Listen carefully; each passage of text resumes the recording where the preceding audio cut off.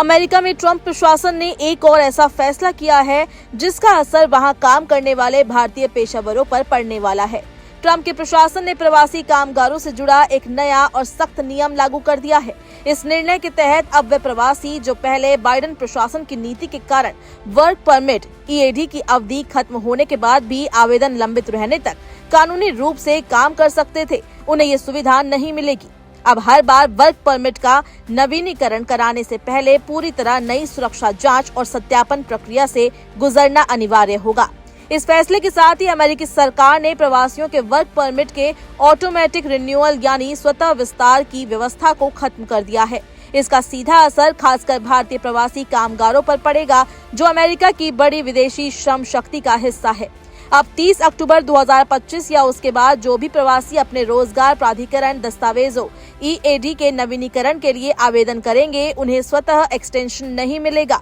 अब तक व्यवस्था ये थी कि यदि किसी प्रवासी का वर्क परमिट समाप्त हो जाता है और उसने समय रहने पर नवीनीकरण के लिए आवेदन कर दिया है तो उसे 540 दिनों तक काम करने की अस्थायी अनुमति मिल जाती थी। ये स्वतः विस्तार अब समाप्त कर दिया गया है। अमेरिकी गृह रक्षा विभाग ने स्पष्ट किया कि 30 अक्टूबर 2025 से पहले किए गए आवेदन पर पुराना नियम लागू रहेगा, यानी उन पर इस नए प्रावधान का कोई प्रभाव नहीं पड़ेगा। लेकिन उसके बाद जमा किए गए आवेदन को पूरी तरह से नई जांच प्रक्रिया से गुजरना होगा। बता दें कि इससे पहले ट्रंप प्रशासन ने H-1B वीजा की फीस को $1 लाख तक बढ़ाने का निर्णय लेकर भारतीय IT पेशेवरों को बड़ा झटका दिया था।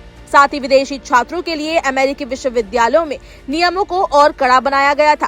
प्रशासन का कहना है कि ये सभी कदम राष्ट्रीय सुरक्षा और सार्वजनिक हित की रक्षा के लिए उठाए जा रहे हैं।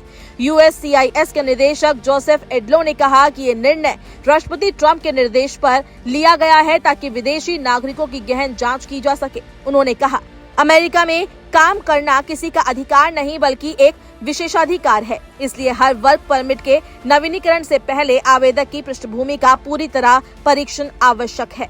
EAD यानी एम्प्लॉयमेंट ऑथराइजेशन डॉक्यूमेंट एक ऐसा आधिकारिक परमिट है जो अमेरिका में अस्थायी रूप से रहने वाले विदेशी नागरिकों को कानूनी रूप से काम करने की अनुमति देता है। ये दस्तावेज उन लोगों को जारी किया जाता है जो शरण के लिए आवेदन कर चुके हैं। H-1B वीजा या ग्रीन कार्ड धारकों के जीवन साथी जैसे H-4 वीजा वाले हैं, F-1 वीजा पर पढ़ाई कर रहे छात्र जो OPT के तहत काम करते हैं।